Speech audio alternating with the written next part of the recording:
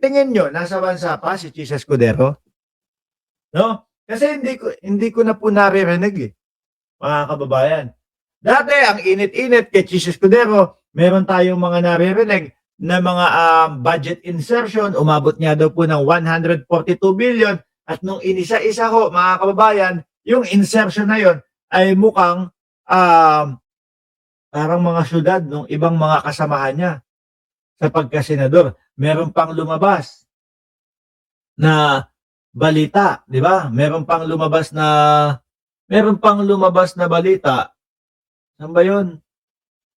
Na yung mga insertion na yon ay kapalit daw nung mga boboto sa kanya para maging Senate President. Hindi po kumpirmado yan, pero umugong-ugong po yan, mga bossing. Kaya nga, di ba, nung natapos na yung 19th Congress, ang naging Senate President pa din ulit si Chis Escudero. So, hindi malayong isipin natin yon.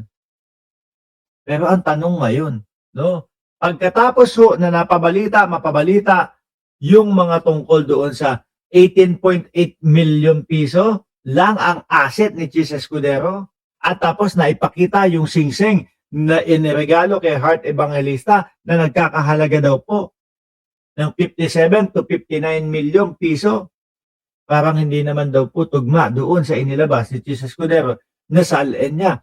After nun, hindi ko na nakita si Chis Escudero. Nasa na nga ba? Lumabas na?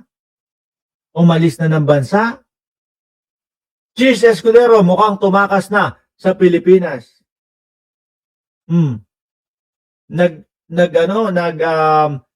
Magpapakasaldi ko na din kaya, mga bossing? Hindi. Kung meron mga issue, dapat harapin. Huwag tatakas, huwag lalabas. Sagutin ho. Kasi mga kababayan, nung nagka-issue ng insertion, yung kay Chis Escudero, naalala nyo? Biglang nagkaroon ng pa-meeting or pa-press conference or whatever doon sa loob ng Senado, at nagpapaliwanag si Chis Escudero. Akala ko magpapaliwanag Annabelle, good night. Good evening pala to everyone daw. Akala ko magpapaliwanag pero ang bukang bibig ni Chis Escudero doon, si Martin Romualdez, ang utak ng lahat ng ito.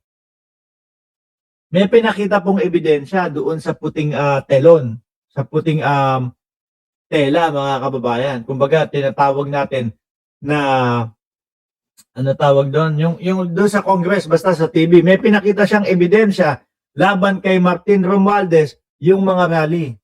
Yung mga tao sumisigaw daw po ng Martin Romualdez, resign, etc. o bumaba, umalis sa pwesto, magnanakaw or whatever.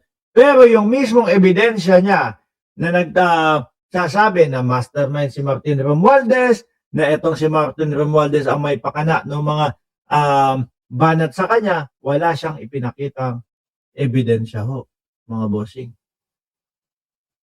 Hindi po ba? Alam niyo kung magtatago kayo,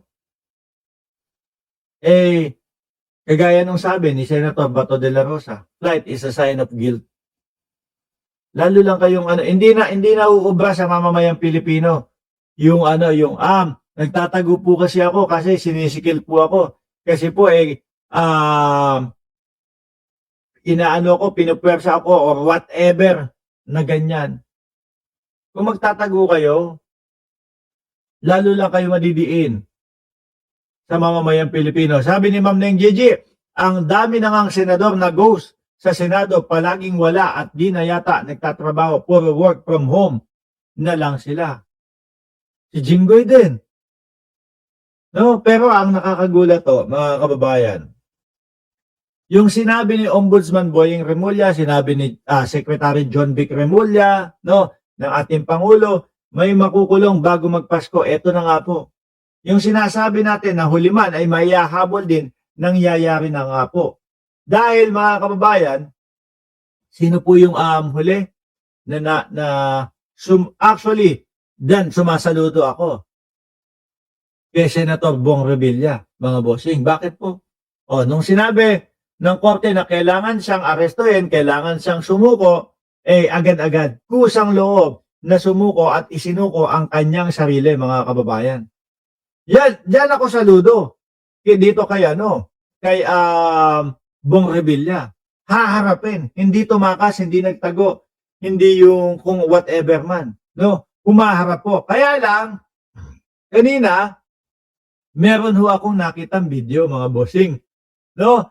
Isang sabi doon sa video, ayan, isang mamahaling maleta ang ipinapasok doon sa pinagkukulungan daw po nitong si dating senador Bong Revilla. No? Ulitin ko sumasaludo ako kay Bong Revilla sa kadahilanan po nung pagsuko niya sa alagad ng batas. Nung pagsuko niya ng sarili, kailangan ko harapin to. Sige, suko ako. Pero hindi ako sumasaludo doon sa mga nagiging issue niya. Okay? Yung malversation, walang bail. Ito nga po, yung kanina, paggising ko, may pinapakita at may ibinabalita na may ipinapasok daw, kung hindi ako nagkakamali, kulay asul na maleta, mamahaling na maleta na kulay asul, na nandun daw po yung mga gamit ni dating Senador Ramon Bong Revilla. Ngayon, nakita ko itong vlog, no, o post ni Juan Luna. Breaking!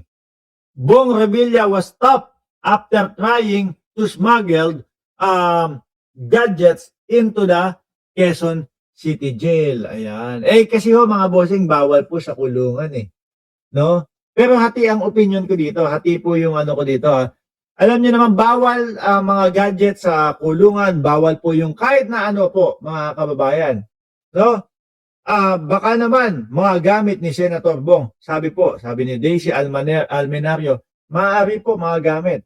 Pero sabi, ayan, meron daw gadget na ipapasok. Kumbaga, ini-smuggle nila, ginamitan niya ng word na smuggle para ipasok doon sa ipinagbabawal na lugar, sa lugar na nagbabawal na gumamit ng mga cellphone. Hati po yung reaction ko dito, mga bossing. Bakit po? Kasi ngayon, si Senator Bong Revilla mga kababayan, hindi mo pa naman maikukonsidera na guilty yan no? Hindi mo pa maikukonsidera na guilty hanggat wala pong paghatol. Ngayon, yung tipo bang, kaya po sila nakakulong. Para ito sa lahat nung gumagana pa po yung mga hearing at hindi pa naman po nahahatulan. No, para po sa lahat. Kaya po sila nakakulong para siguraduhin lang po